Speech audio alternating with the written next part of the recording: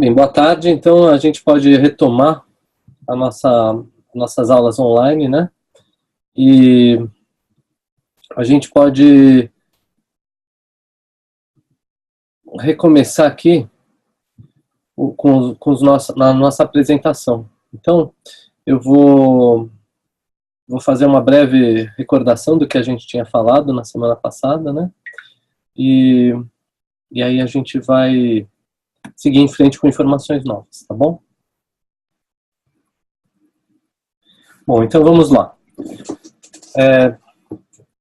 De novo, vendo aí uma ATM, né, um corte sagital de uma ATM, e a gente pode ver aqui nessa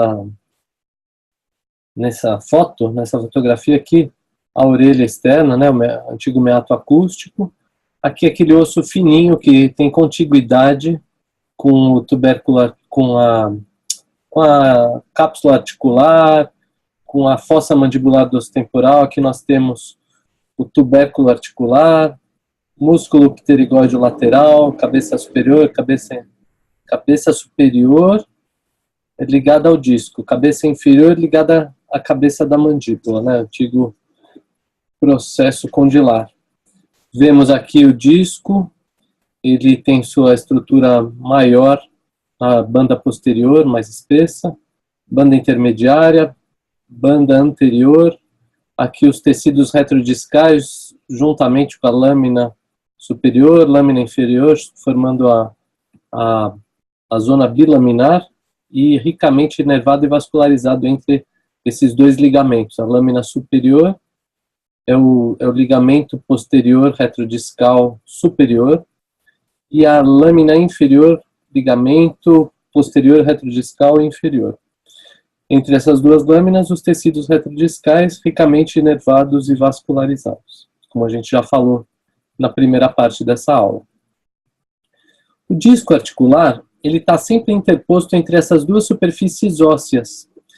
E isso é muito importante para que ele exerça a função de coxinha amortecedor naquelas mastigações mais fortes, de ajudar o deslizamento, né, porque ele é um tecido conjuntivo denso, revestido de células de condrócitos, né, e nós temos condrócitos também nas superfícies ósseas, bem na parte externa das superfícies ósseas, tanto do osso temporal nessa região, quanto da cabeça da mandíbula.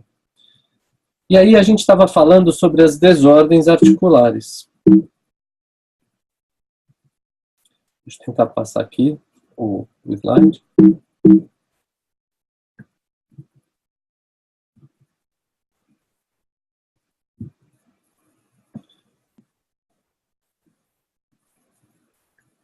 Só um minutinho.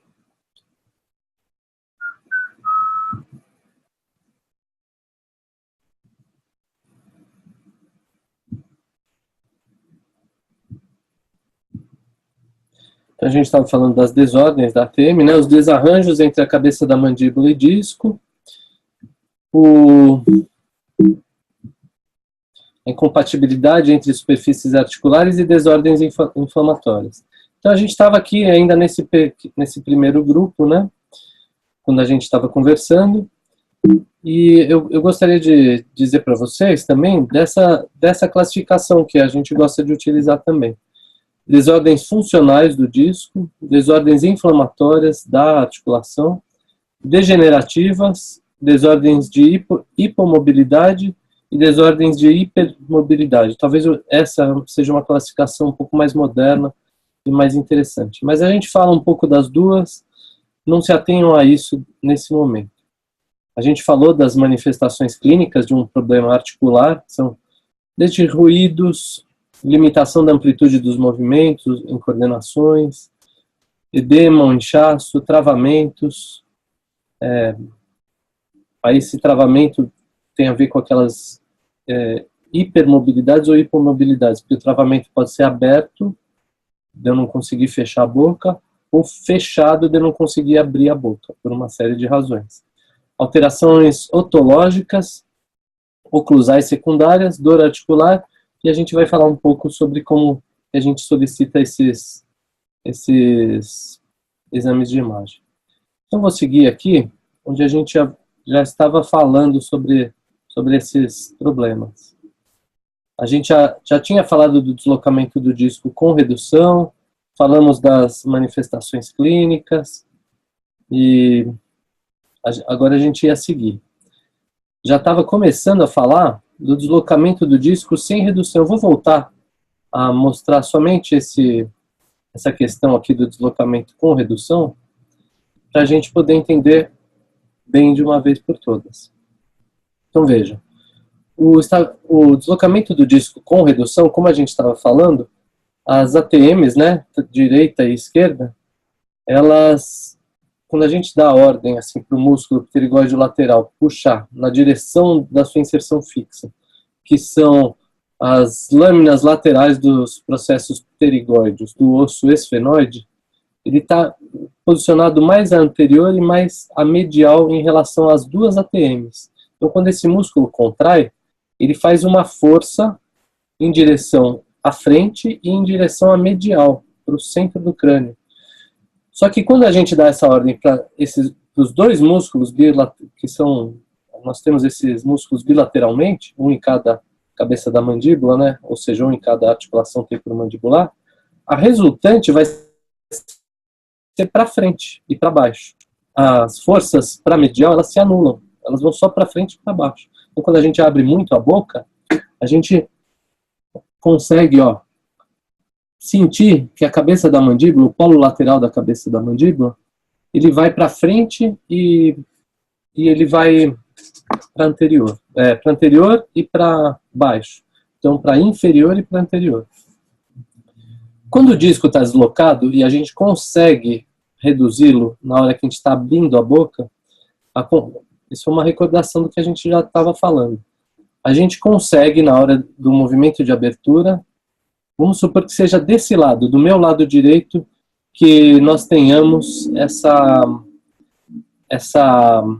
esse disco à frente. Então, o que acontece na prática é que, a exemplo desse lado aqui, nós vamos ter um obstáculo na frente do disco. Lembra que eu falei que o disco ele vai para anterior e, em geral, para medial. Então, o obstáculo estaria aqui, dessa ATM que quer ir para frente e para baixo, ou ir para frente e para medial. E aí, o obstáculo está justamente à frente e à medial.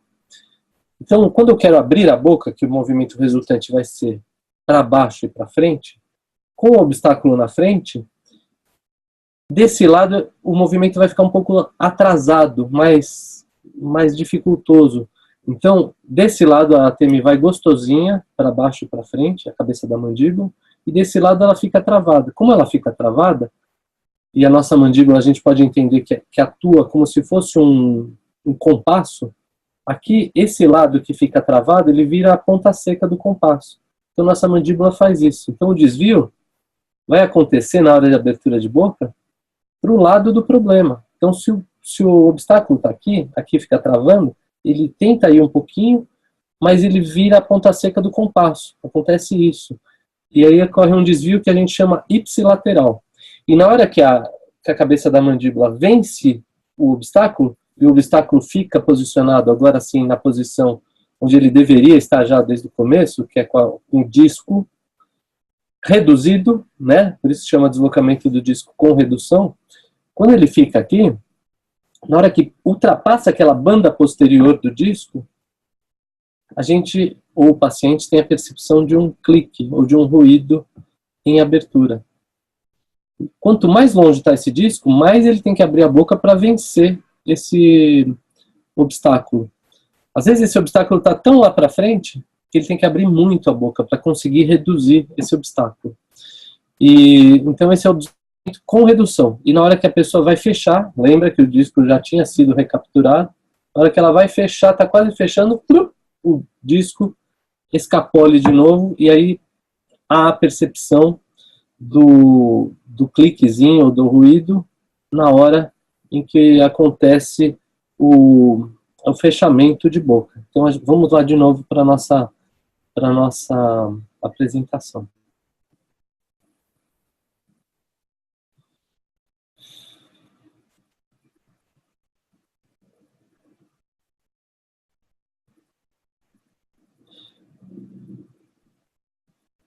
Então vejam, o estalido único ou recíproco. Então, ou somente em abertura, ou somente em fechamento, ou em abertura e fechamento.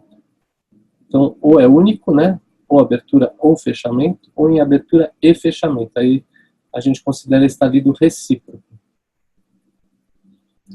Desvio ipsilateral para o mesmo problema, para o mesmo lado do problema, e depois que ele vence o obstáculo, ele volta a ficar reto. Então, ele é como se ficasse gostosinho de novo, não tem mais obstáculo. Na hora que reduz, não tem mais nada à frente, porque já reduziu. Já está na posição fisiológica onde deveria estar. Então, é desvio ipsilateral. E aí, depois que corrige esse desvio, a abertura fica normal, como eu falei.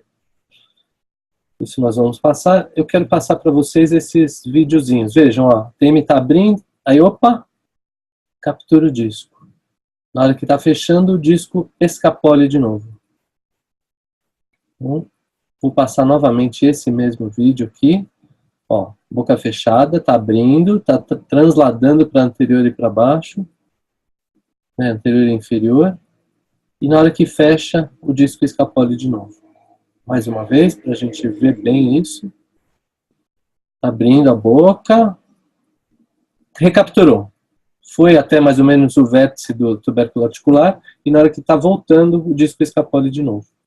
E essa segunda situação que eu vou mostrar agora, que é esse videozinho aí de baixo, vocês vão ver que para haver essa recaptura, a pessoa tem que transladar muito mais, ou seja, tem que abrir muito mais a boca, ou fazer protrusão muito mais. Então, vamos lá. Ó, agora que começa, tá abrindo, o disco tá lá na frente, ó, à frente do vértice do tubérculo. Recapturou, na hora que tá quase fechando, escapole de novo. Então vamos lá de novo esse vídeo aqui. Deixa eu voltar aqui, a gente assistir esse vídeozinho aqui. Ó. Recapturou lá na frente, e agora está voltando, e depois ele escapole de novo.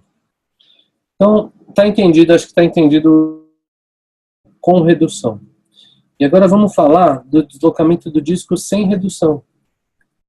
É como se o disco agora não pudesse mais voltar para a posição original. Então, quando ele não volta para a posição original, fica sempre atrapalhando, né? Quando ele está próximo assim, da cabeça da mandíbula. Então, a cabeça da mandíbula quer transladar para baixo e para frente, mas ele fica sempre atrapalhando naquela região. Então, o desvio ele não se corrige mais, ele não volta, não é aquele desvio em S mais. É um desvio sem redução. E então, a pessoa abre a boca e do lado do problema continua sendo aquela história da ponta seca. A pessoa consegue abrir a boca, mas em vez o comando neurológico é para abrir a boca reto, mas ele, devido a esse problema anatômico, vai ter a resultante de um desvio ipsilateral. Tá? E como não há redução, não vai ter mais estalido, a limitação de abertura não vai abrir tão gostosinho como antes, e não tem som articular, porque o som articular está relacionado justamente à redução do disco. Como não há redução, e nem depois ele escapole de novo, né, porque ele nem veio, então não tem ruído articular.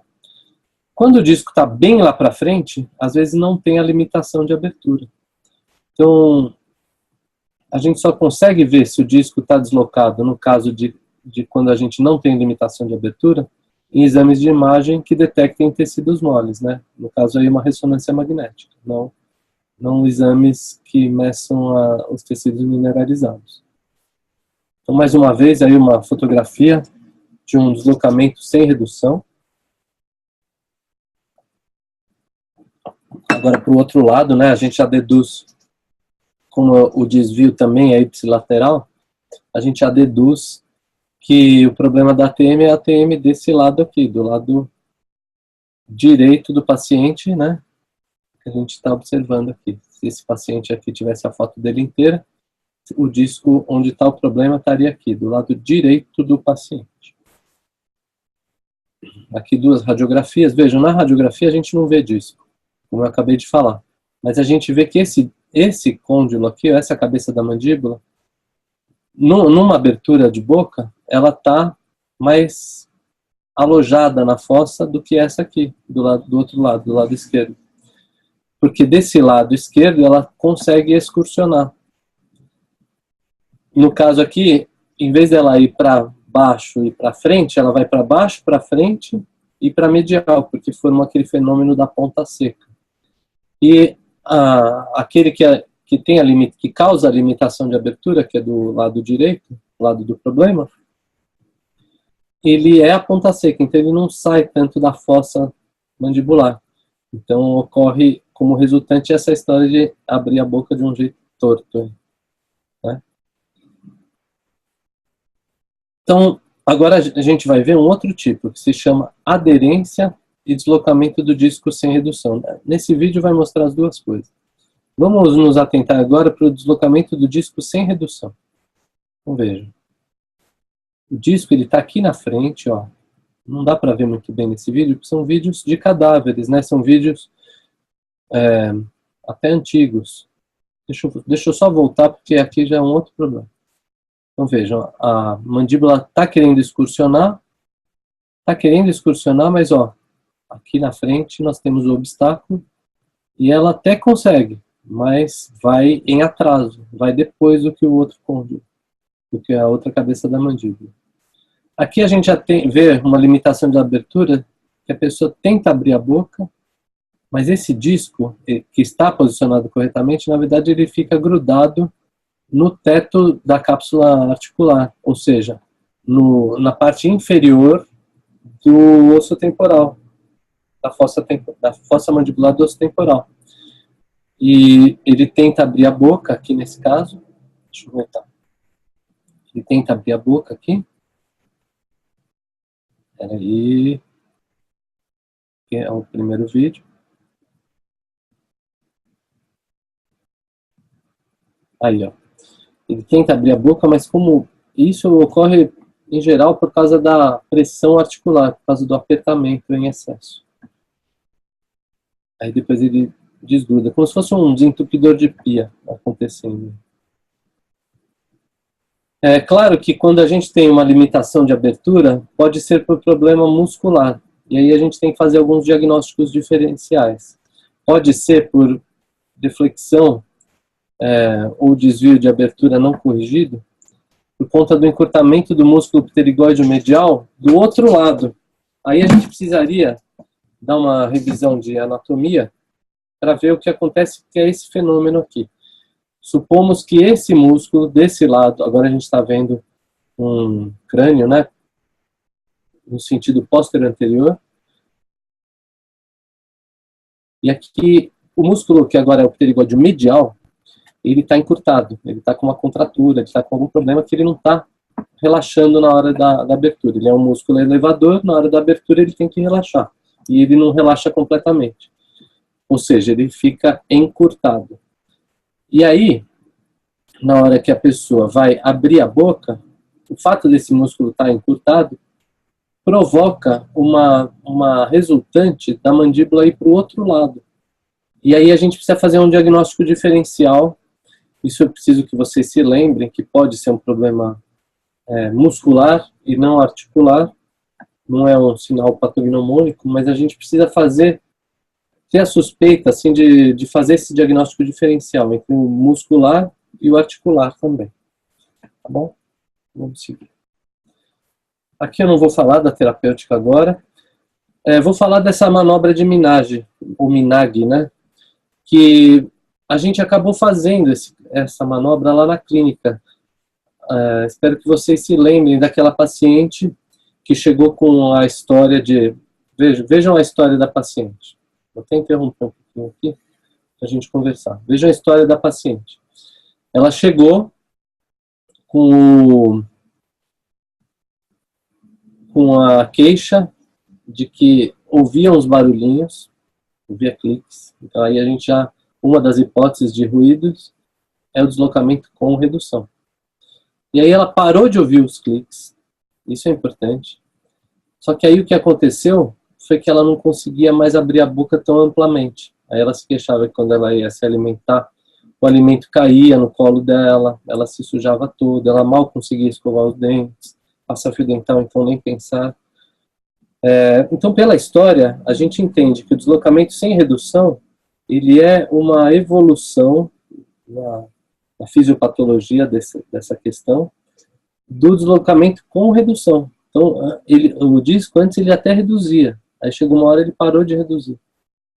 Quando ele parou de reduzir, ele foi lá para frente e aí causou limitação de abertura, ainda mais no início do deslocamento sem redução. Que quando ele reduz, a pessoa vence e ouve um barulho, mas ela consegue abrir a boca, consegue se alimentar, mesmo com barulho. Quando ele não reduz, a queixa é dor, porque nessa região fica interposta aquela zona bilaminar, os tecidos retrodistais, e não mais disco, então pode doer na hora que fecha a boca. Pelo fato também de ser algo assim, ter um efeito agudo assim de uma questão da cronicidade desse problema, mas um efeito agudo na sintomatologia, e por essa região ser ricamente vascularizada e inervada, como nós já falamos também. Mas vejam que interessante. No caso da paciente, se vocês forem lembrar, ela falou assim, aí eu parei de ouvir os ruídos e passei a não abrir a boca tão amplamente. E dói quando eu tento abrir com força. Aí na manobra de minagem, o que eu orientei ela a fazer? Eu orientei, no caso dela, o problema dela era do lado direito. A dor, os ruídos que ela sentia, tudo do lado direito. Quando eu pedi para ela abrir a boca, mesmo com aquela limitação, ela desviou assim. Então a gente desvio ipsilateral. Ela já desviou um pouquinho para o lado do problema, mas mesmo assim não conseguia abrir. Tinha limitação de abertura. Aí eu pedi para ela fazer o seguinte exercício. Para ela jogar a mandíbula, não para o lado do problema, mas para o outro lado, o lado contralateral. Quando ela faz isso, o que eu estou tentando fazer? Fazer ela, a cabeça da mandíbula dela, excursionar para baixo, para frente e para medial, ó. Tá indo para lá. Na hora que ela faz isso, a tendência é ela encontrar o disco que está atrapalhando. Então ela vai, no início, com muita dificuldade fazer isso. E conforme ela joga bem, ela fica contra o disco. Ela vai bem para medial desse lado. Aí depois eu pedi para ela abrir a boca. Na hora que ela abre a boca, ela dá espaço para esse disco que está bem encontradinho, né? Está bem em continuidade com o disco. Ela abre, ela cria o espaço para o disco entrar no lugar onde ele deveria entrar. E foi isso que a gente fez na clínica, não sei quem lembra, que ela acabou, na hora que eu pedi para ela abrir a boca, ela escutou um barulho, que significa que o disco voltou, e aí ela conseguiu abrir a boca, coisa que ela não estava conseguindo. Então ela sentiu um pouco de dor na hora da puxada desse disco para trás, mas ela se sentiu livre de abrir. Lógico que eu pedi para ela abrir bem devagarzinho e voltar reto. E eu fiquei com a mão aqui para ver se na hora que ela voltava o disco escapulia de novo. E eu não ouvi nenhum barulho. Aí eu ensinei para ela a manobra, pedi para ela, se acontecesse isso em casa, ela fazer de novo. E como ela estava com dor, eu prescrevi que ela fizesse termoterapia com gelo. Então, isso é o que vocês lembram do caso real que aconteceu lá na nossa clínica. Então agora eu vou passar aqui de novo a teoria, né, que a gente estava lendo lá da manobra de minagem. Então vamos lá. Vejam, exatamente, aí está escrito exatamente o que a gente fez lá. Para recuperar o disco em casos de deslocamento do disco sem redução, leva-se ao limite de lateralidade para o lado contralateral e força a abertura. Isso aqui a gente não fez, eu só pedi para ela evitar, né? A gente poderia ter feito um gig ou um platô por 36 horas, pedi para ela comer alimentos pastosos, isso eu recomendei, caso vocês lembrem, e eu pedi para ela não ficar bocejando, tentar não abrir muito a boca, e usar só alimentos mais móveis. E cada vez que travasse de novo, ela repetir isso aí e aplicar o gelo. Então agora, nessa semana, a gente vai ver como é que ela está, se ela seguiu isso, etc. Então, isso pertence à aula das terapêuticas, mas eu achei oportuno a gente colocar e falar um pouco aqui agora. Essa parte aí, eu estou colocando para vocês, só para a gente ter uma noção do que era. Isso aí já faz tempo que eu recebi, eu não lembro se era, nessa época acho que era por Facebook, não era nem de WhatsApp. Mas uma pessoa me mandou o seguinte relato, sem eu vê-la, uma aluna me mandou. Queria te pedir um favor, estou sentindo uns estalos, quer ver como, é o modo como o paciente se refere. Quando eu abro a boca e quando eu fecho. O que parece isso? Estalido recíproco, na abertura e no fechamento. Também dói quando eu como. Na hora que ela vai mastigar, dói. E por que dói? Se for um deslocamento sem redução, que na hora quando ela come, desse lado, ela está forçando justamente aquela zona ricamente inervada e vascularizada. Aí, ó, tô achando que possa ser alguma coisa na TM. É só do lado esquerdo. Aí, quando a pessoa vai, ó, será que amanhã você poderia dar uma olhada, pelo menos me dar uma luz? Lógico que nesses casos eu sempre peço para a pessoa ir lá para ser avaliada. Mas quando ela chegou, eu já tinha uma hipótese diagnóstica. Aí eu vou conduzir todos os meus exames para essa hipótese diagnóstica, que era deslocamento do disco com redução. Eu não lembro mais como é que foi esse caso aí, mas eu acho que o diagnóstico foi confirmado mesmo. E aí naquele segundo grupo, né, seguindo a nossa definição aí, lembrando assim que a gente tinha uma outra classificação também. Aí eu retomo isso com vocês falando dessa outra classificação. Então, o primeiro grupo era de desarranjos entre disco e superfícies. Esse segundo grupo é a incompatibilidade entre superfícies articulares. Vamos lá. Podemos ter alteração na forma, aderência ou adesão, que a gente já falou. Esse termo subluxação, hoje em dia a gente chama de hipermobilidade sem travamento. E o deslocamento espontâneo ou luxação, que hoje em dia a gente chama somente de hipermobilidade. Alteração na forma, então, nós podemos ter, devido a essa alteração na forma, a gente pode ter um ruído. O ruído vai se dar sempre no mesmo ponto, ou de abertura, ou de fechamento. Então, por isso que é importante também, quando a gente está fazendo nosso exame clínico, medir com a reguinha que a gente tem. Pode ser uma protuberância óssea, que sempre raspa no mesmo lugar, pode ser uma perfuração de disco.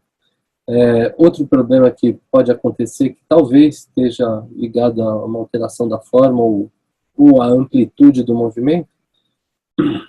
Não sei se vocês lembram que a gente viu uma colega de vocês que quando ela abria muito a boca, mas quando ela abria muito mesmo, ela sentia uma espécie de um deslocamento e escutava um ruído. Só que é um ruído diferente do deslocamento de disco com redução.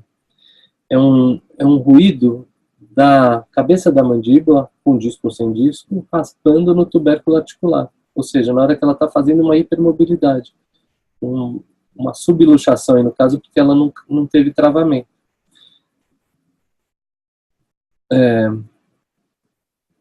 Algumas causas, mas o que eu queria mostrar para vocês era essa imagem aí, que vejam, a gente consegue ver aqui que essa cabeça da mandíbula já não está com a forma adequada que ela deveria estar, e na hora que ela passa, vejam que para ter esse tipo de ruído, a pessoa tem que ir raspando, ou seja, são os movimentos bem bordejantes mesmo, e isso está mais frequente da pessoa fazer muito movimento bordejante quando ela está com ou algum problema muscular, né, em geral por forçação de travamento, de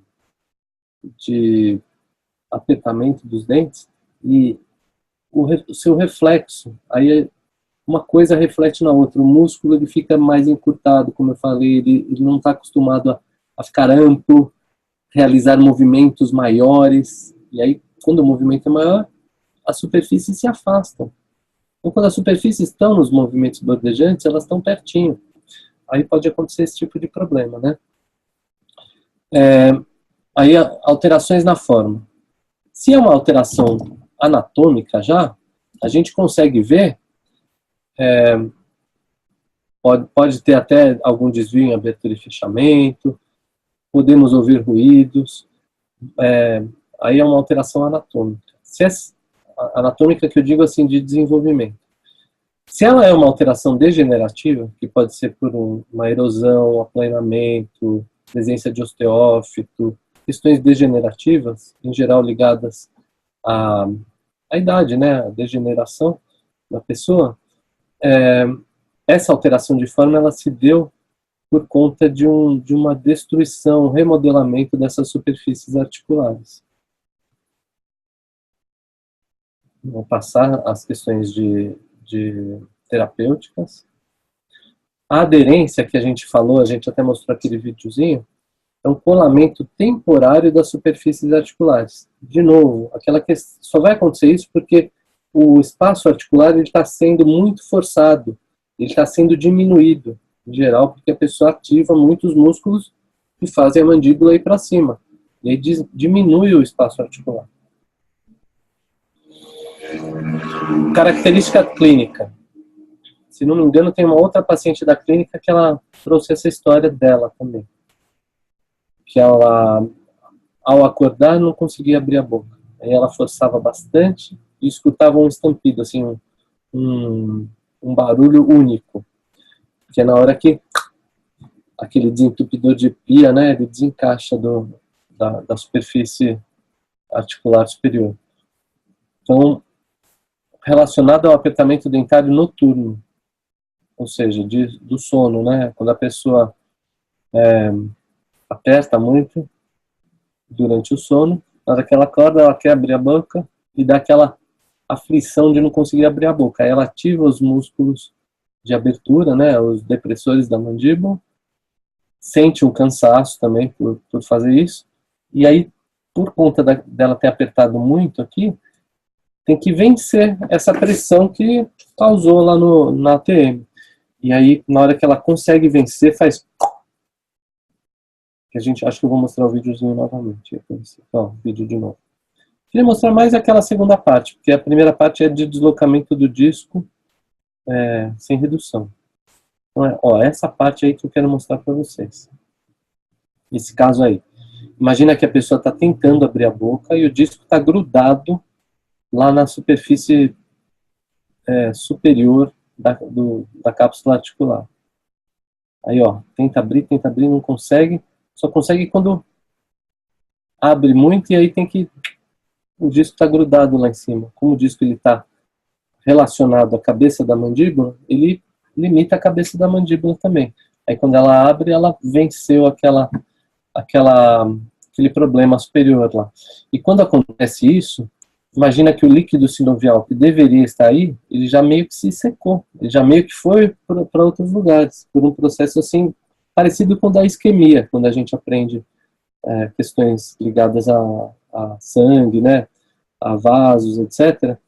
A pressão causa a isquemia. No caso aí não é sangue, mas é o líquido sinovial. E aí fica mais seca a articulação. É por isso que uma das alternativas para a gente contornar quem vai diminuindo os traços articulares é lavar essa região ou suplementar com algum líquido. Então a viscosuplementação, vocês já devem ter ouvido falar, até está meio na moda, se injeta nessa cama, nesse compartimento superior, ácido hialurônico, mesmo soro fisiológico. Tem uma série de coisas que podem ser colocadas aí para melhorar essa lubrificação, melhorar o espaço articular, melhorar essa tal da isquemia, entre aspas, que eu falei.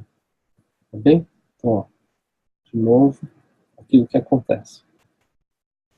Então, a tal da subluxação que está escrito aí. Hoje está escrito, eu coloquei assim, também denominada hipermobilidade. No caso, a hipermobilidade sem travamento aberto. Então, não é uma condição patológica, é quando a cabeça da mandíbula ela ultrapassa o tubérculo articular, que antigamente a gente chamava de crista da eminência articular, na abertura bucal. Então, ela passa, a gente pode ouvir um ruído, só que ela volta, sem travamento aberto. Então, isso que pode acontecer. Vou passar aqui, passar essa parte, que até já está meio desatualizado. Tudo isso aqui que estão nesses slides é do livro da Deleuze. E aí, quando a gente fala sobre travamento aberto, é quando acontece essa tal da subluxação, mas sem a volta. Por quê? Porque quando a pessoa vence aquela eminência, o tubérculo articular estaria um pouco mais anteriorizado aqui, quando ela vence, os músculos de fechamento, porque assim, ela está abrindo a boca. Aí ela abriu a boca e travou, não consegue voltar. Para o paciente que não estudou anatomia, assim, o que ele vai fazer? Qual é o arco reflexo que ele vai fazer? Ele vai tentar recrutar os músculos de fechamento de boca. E na hora que ele recruta esses músculos, nós temos aqui o tubérculo articular atrapalhando e a mandíbula subindo cada vez mais. Quando isso acontece, o travamento piora. O músculo deveria, na verdade, relaxar para que ele pudesse se esticar, ir para baixo, para trás e depois ficar tranquilinho lá na fossa mandibular. Mas como isso não acontece, o quadro acaba sendo piorado. Aí a gente tem que reduzir clinicamente. Para reduzir clinicamente, a gente tem que simular esse movimento para baixo, para trás e para cima. E a gente faz isso com a mão. Fica muito mais fácil a gente fazer uma ATM por vez. Então, eu gosto assim de travar um lado, segurando a mandíbula, né? Eu travo um lado, até empurro para cima um pouco. Faço assim, puxando para baixo o outro, levo para trás, e aí logo em seguida já levo o outro.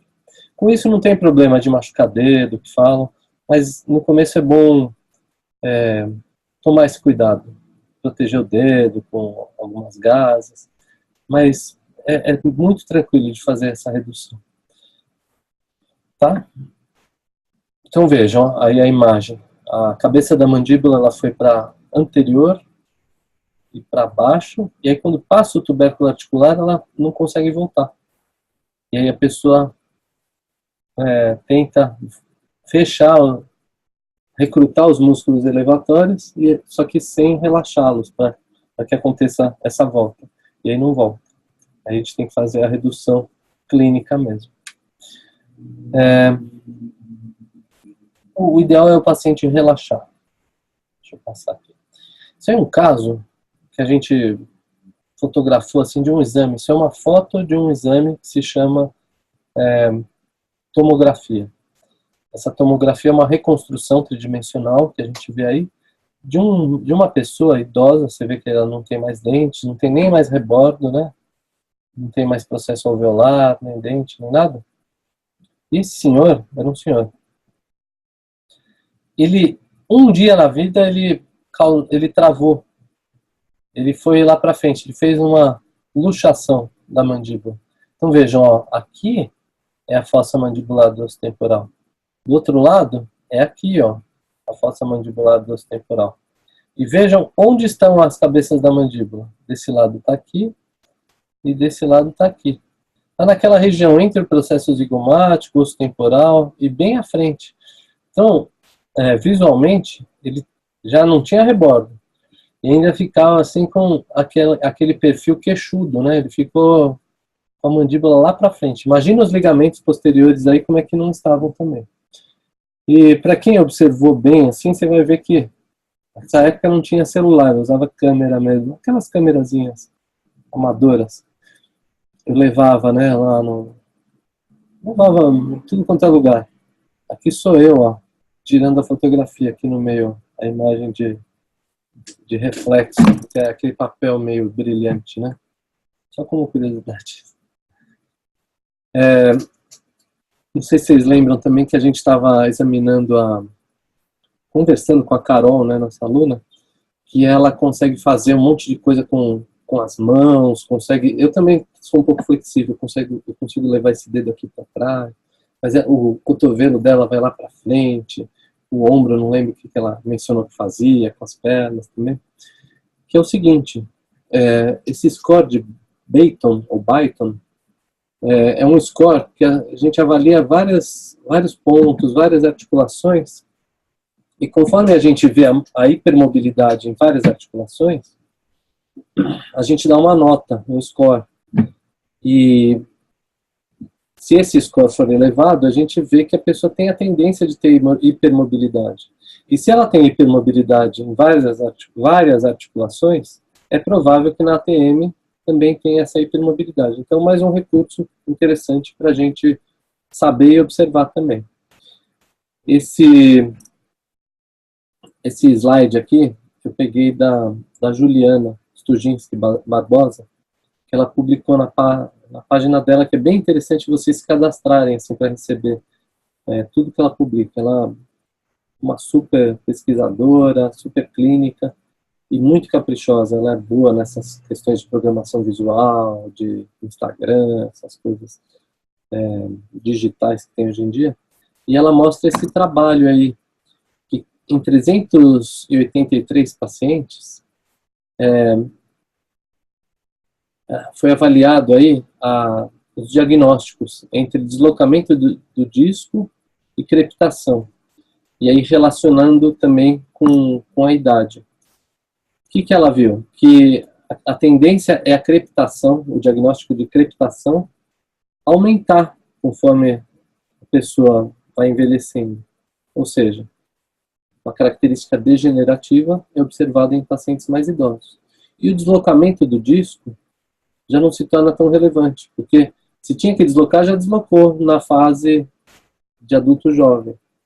Então não se tem tanto esse diagnóstico de deslocamento do disco em idades mais avançadas, é só em idades mais jovens. Porque ou já deslocou sem redução e a pessoa já acostumou, ou não deslocou. Aí a gente vai observar talvez outros problemas e não o deslocamento do disco mais. Então, um trabalho interessante. Esse vídeo aí, eu gosto sempre de mostrar também, um amigo meu que agora já faleceu. Mas vejam que interessante, ele estava escrevendo e eu tive uma vontade de filmá-lo, né? Eu peguei o celular e comecei a filmar ele. Vejam que bonito é a gente ver o polo lateral da mandíbula dele, que era super bacana, numa mastigação normal, assim, ele fazia justamente esse movimento, de ir para baixo e para cima. E, logicamente, ele ia também para a medial, porque quando a gente não consegue ver ele muito, quando ele mastiga do outro lado. Então, eu acho bonito a gente ver esse tipo de coisa. Essa outra pessoa eu filmei comendo também, para a gente ver o músculo temporal, no caso aí, dá para a gente ver o masseter também, contraindo.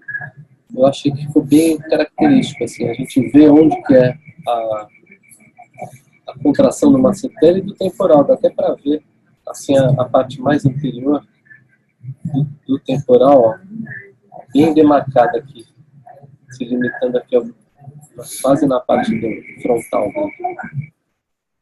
E aqui, ó, o careca também. Quanto menos cabelo, melhor a gente vê isso. A gente vê aqui, ó, o masseter, o temporal, e assim vai. E quando a gente fala das desordens inflamatórias, das questões de ATM, é muito difícil clinicamente a gente separar se é uma sinovite, ou seja, uma inflamação relacionada ao líquido sinovial, melhor, a membrana sinovial, né, que secreta esse líquido, uma capsulite, que seria uma inflamação relacionada à cápsula, que é formada de músculos e alguns ligamentos também. A retrodicite, que aí tem a ver com aqueles tecidos retrodiscais, que a gente já falou várias vezes que são ricamente inervados e vascularizados. E as artrites, que aí tem também aquela questão degenerativa. As artrites, né, são classificadas entre osteoartrite e osteoartrose. Então vejam, quando a gente fala que o paciente está com dor na ATM, em geral está relacionado a alguma desordem inflamatória, que pode ser aguda ou crônica. Clinicamente a gente não fala se ele tem uma sinovite, ele tem uma capsulite, ele tem uma retrodicite. A gente fala que ele tem uma dor na articulação, ou seja, uma artralgia. Algia, dor, artros, articulação. Ele tem uma artralgia que pode ser causada por diferentes etiologias. Então, ó, só para a gente entender, sinovite, inflamação da membrana sinovial, como eu falei. E capsulite, inflamação do ligamento capsular. Pode ser também daquela região de tendão de músculo, né, na parte anterior. Mas é mais comum a gente sentir assim no polo lateral da ATM, que é onde a gente consegue examinar, na verdade, onde a gente consegue palpar, e na região posterior, são mais comuns. Então, são condições inflamatórias de grande semelhança clínica, como eu falei. Causas ou agudas ou crônicas, devido a parafunções agudas, algum acidente, algum problema assim de briga, acidente, pancada, queda. E características clínicas. Dor à frente do ouvido, ou seja, a região anatômica onde é a APM. Dor em repouso, acentuada a palpação no polo lateral da cabeça da mandíbula e acentuada quando a pessoa exerce função também. Então, na anamnese, é isso que a gente vai buscar. Não vou falar de terapêutica agora. Heterodicite, às vezes a gente tem que fazer aquele exame de colocar o dedo forçando para anterior, ou então quando a gente pede para a pessoa abrir um pouquinho, a gente localiza o polo lateral e palpa por trás, que é aquela região super incômoda, né, de ricamente inervado e vascularizado. Nós temos aqui baixa tolerância à carga, então quando a pessoa for mastigar, ela sente dor, e clinicamente a gente pode observar também uma alteração da oclusão. Isso na história do paciente, e clinicamente a gente observa também, ele diz que a mordida dele está diferente. Então, devido a um edema nessa região, a mandíbula, a tendência é ir um pouco mais para frente e para baixo. Algumas características clínicas, né? Dor em repouso constante e profunda e agravada com apertamento dental, como a gente falou. Então, o edema faz a cabeça da mandíbula para frente e para baixo e ocorre uma desoclusão do lado do problema, ou seja, ipsilateral. Retroodicite, as causas podem ser traumáticas, como a gente falou, ou relacionadas a parafunções. Então vejam aí a região que a gente falou, que é ricamente inervada e vascularizada, que é a região dos tecidos retrodistais, que em geral, em casos assim de deslocamento do disco, e que a pessoa ainda aperta, ou seja, diminui o espaço articular, ela está esmagando ou ofendendo justamente esses tecidos. E aí nós temos as artrites e artroses, que são aquelas questões degenerativas que a gente falou. Artrite, osteoartrite, é quando a pessoa relata dor. O relatador, ou a gente encontra dor à palpação. E a artrose já é um caso assim mais crônico e mais controlado. Está relacionado à carga. Então, ó, vejam que nessas imagens a gente consegue ver alterações de forma. A cabeça da mandíbula já está diferente, devido a erosões, devido a aplanamentos, devido a processos de remodelação óssea inflamatória nessa região. Reabsorções, ação de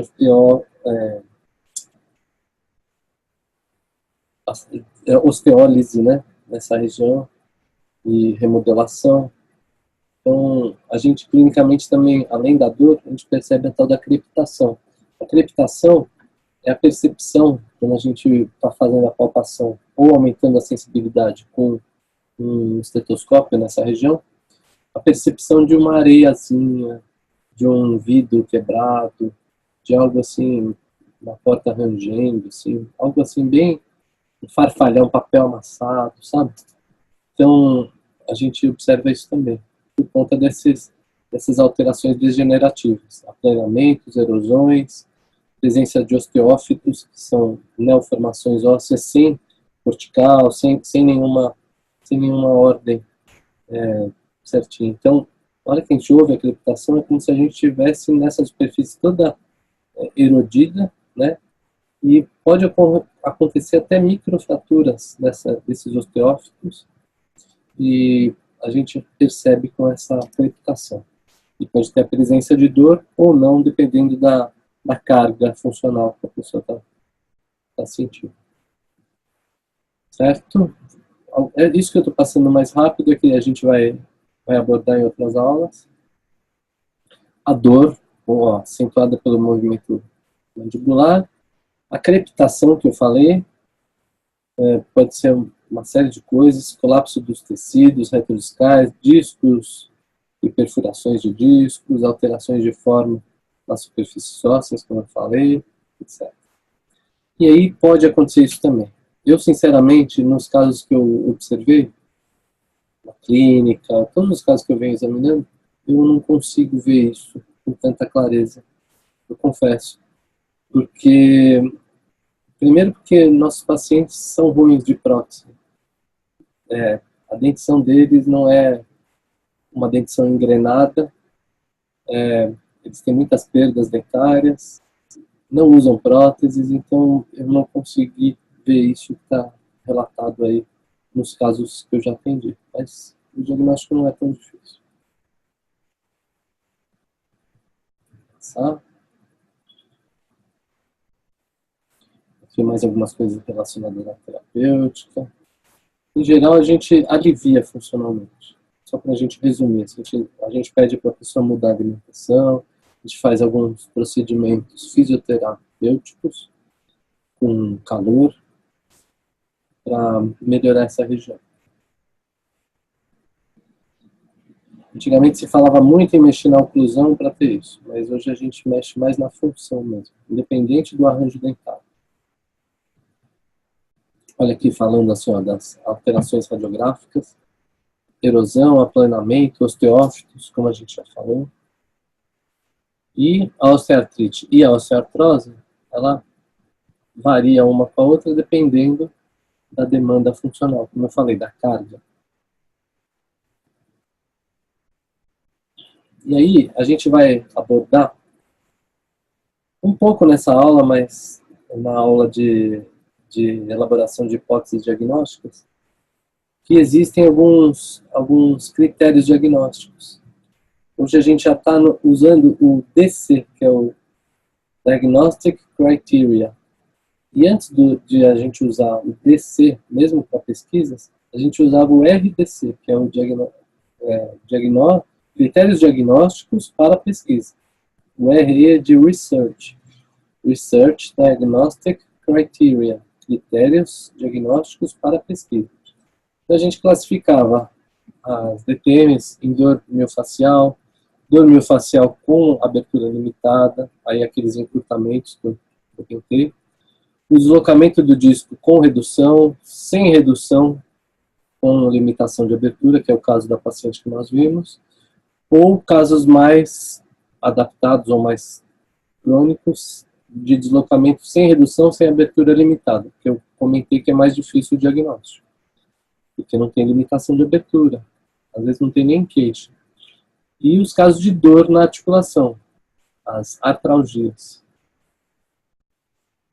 E aí, alguns critérios, por exemplo, aqui eu estou mostrando exemplos. Eu gostava, tinha até uns cartõezinhos assim, feitos para lembrar de todos esses detalhes.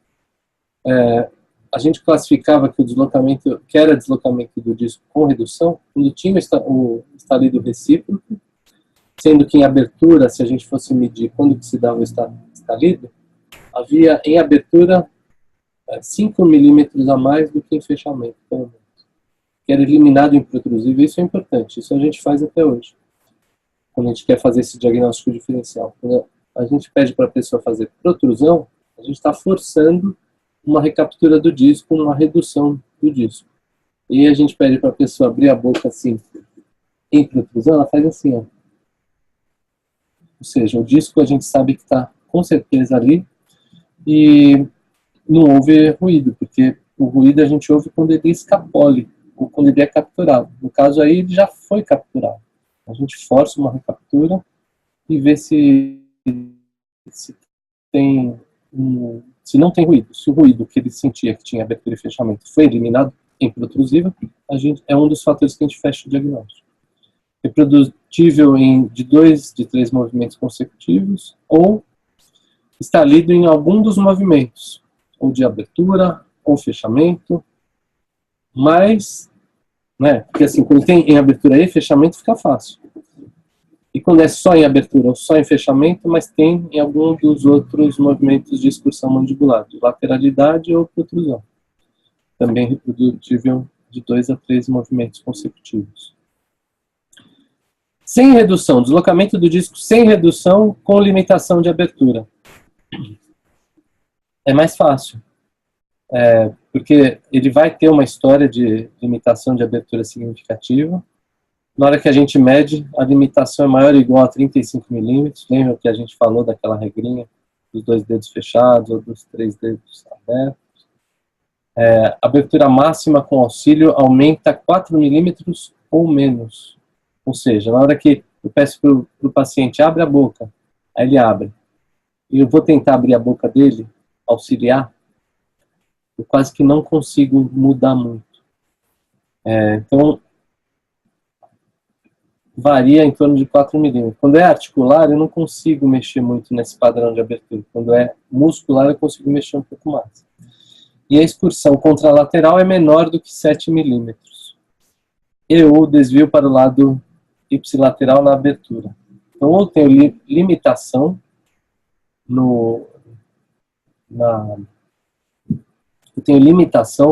na excursão contralateral, que tem a ver com a manobra de minagem, ou na abertura eu vou ter o desvio, vou observar bem o desvio.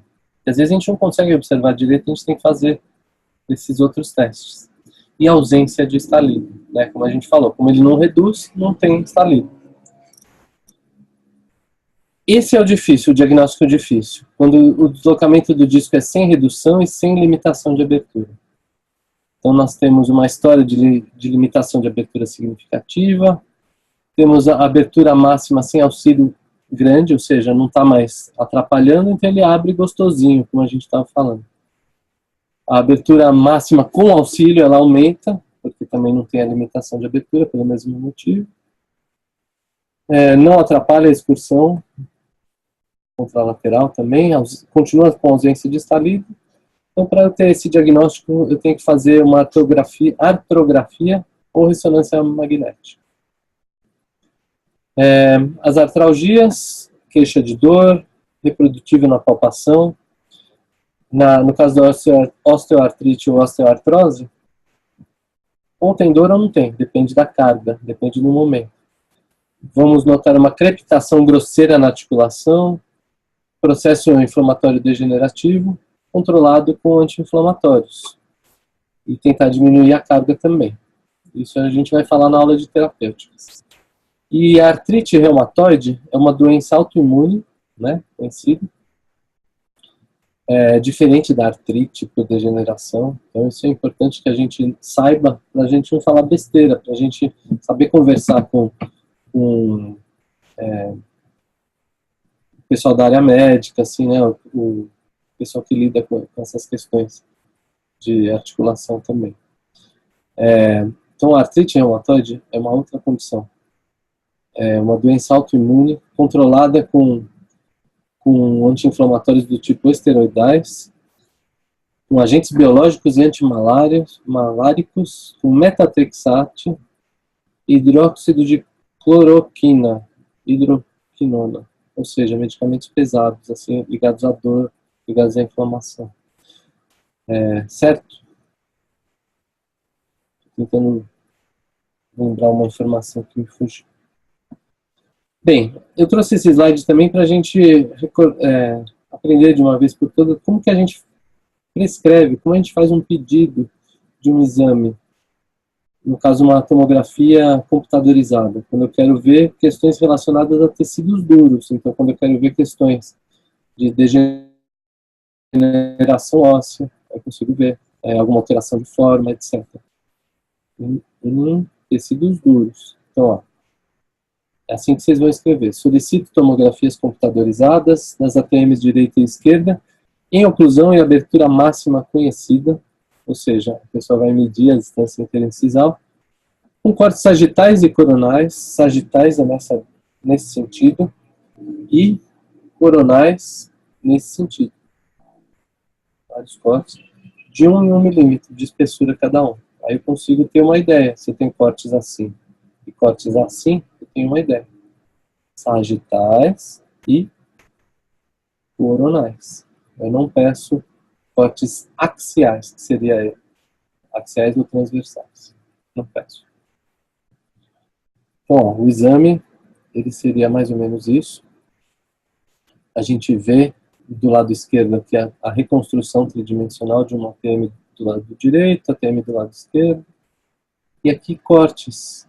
No caso aqui os cortes sagitais. E aqui são os sagitais. E aqui, ó, os coronais. Tá? Nessa foto, né? E como é que eu peço uma ressonância magnética? E para quê? A ressonância magnética eu peço para ver tecidos moles e atividade inflamatória. Aí seria assim, solicito imagens por ressonância magnética bilateral das ATMs em T1, quando eu quero ver questões anatômicas, e T2, quando eu quero ver questões de edema, de inflamações. Pré e pós-contraste, após até 5 minutos. Esse contraste é para a gente ver melhor, mas eu nunca pedi. Nunca pedi. Já vi imagens, tá, são bonitas, mas eu nunca pedi. Não houve nenhum caso para mim até agora que justificasse o pedido. Então, ó, na insuficiência renal crônica e hipersensibilidade ao gadolino, que é o contraste, então há um super cuidado. E você pede com contraste, tem que injetar isso aí, que é um marcador que vai mostrar a imagem diferente. Quando eu quero a supressão da gordura, né, pessoas mais gordinhas, eu peço esse tal de STIR. Posso pedir a ressonância pseudodinâmica, o vídeo, que é uma ressonância magnética que eu consigo ver a pessoa abrir e fechar. Em geral, não é que ela está abrindo e fechando, eles simplesmente fazem uma animação em diferentes modos do movimento. E a densidade de prótons, isso aí eu sinceramente não lembro no momento. Então, vejam, as imagens de ressonância magnética, elas ficam assim, ó, dá para ver até o encéfalo. Dá para ver aqui, ó, o líquido encefálico, né, entre as velocidades. E vejam como as ATMs, elas têm uma contiguidade com o encéfalo. É por isso que nos traumas elas fraturam. É uma zona de fragilidade para proteger o encéfalo. Para que a ATM nunca, a cabeça da mandíbula não entre no encéfalo, não cause sequelas maiores. Então ela fratura para proteger o encéfalo. Até isso a natureza tem essa característica. Uma imagem bem bonita. Aqui algumas questões relacionadas à terapêutica que eu vou passar. Isso aí eram vídeos que eu fazia de brincadeira, assim. Quando eu me filmava, assim, apertando os dentes para ver se eu conseguia ver o meu masseter, ver minha ATM. E nessa época, uma curiosidade é que eu tinha o cabelo mais preto do que eu tenho hoje. Hoje, se eu for fazer, aqui tudo é branco. Que, relacionado às nossas recomendações dos pacientes, a gente vai ter isso também em terapêutica, mas é uma das técnicas cognitivo-comportamentais. Tem o caso de uma aluna. Tenta abrir reto, tá?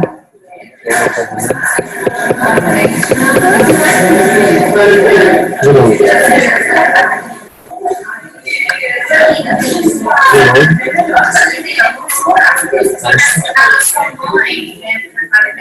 De novo. De novo. De novo.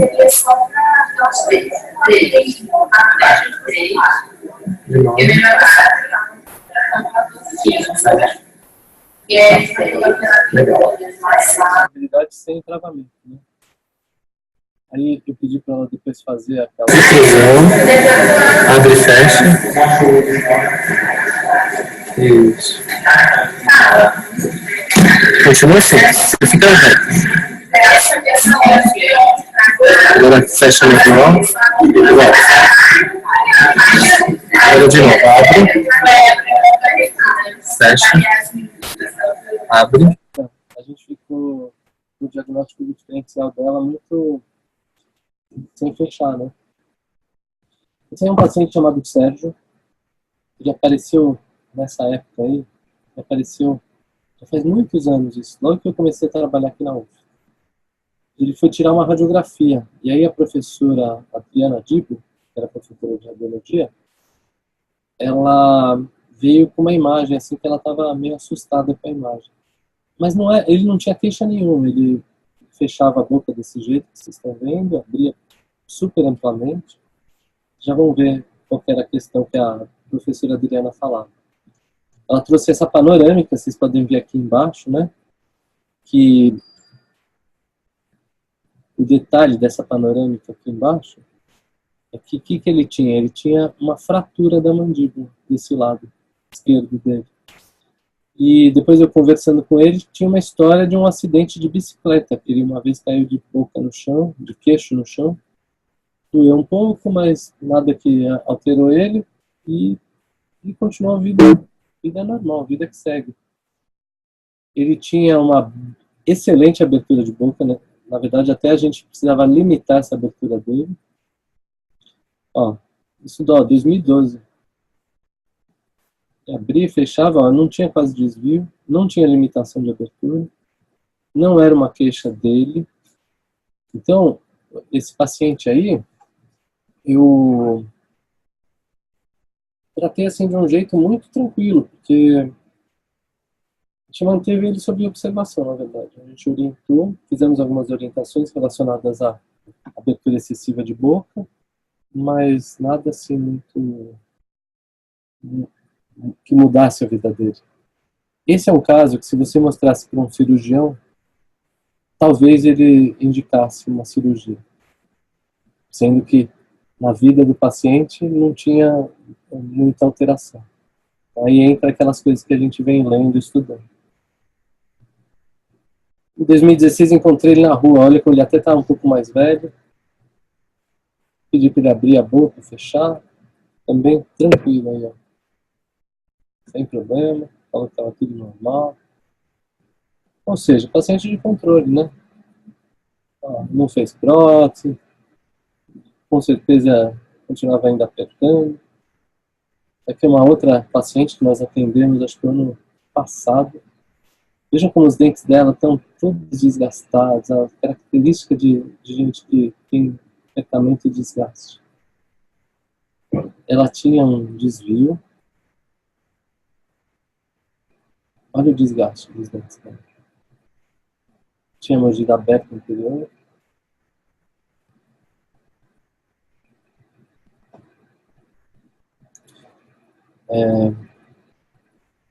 Isso aí era dessa paciente, ela abrindo a boca. A gente pode ver que de um lado, no mesmo padrão de abertura, a mandíbula não ia até tão à frente quanto do outro lado, ou seja, do lado esquerdo dela existia uma espécie de uma limitação em relação ao lado direito. Aí a gente já começou a trabalhar com o deslocamento do disco sem redução, como hipótese diagnóstica. Bom, acabou a aula, essa parte. Eu quero ainda marcar com vocês mais uma outra aula sobre as questões musculares e depois também uma sobre as questões de terapêutica. Então, falta isso a gente ainda fazer. Eu vou me organizar aqui, vou marcar com vocês e aí a gente vê essas aulas, tá bom?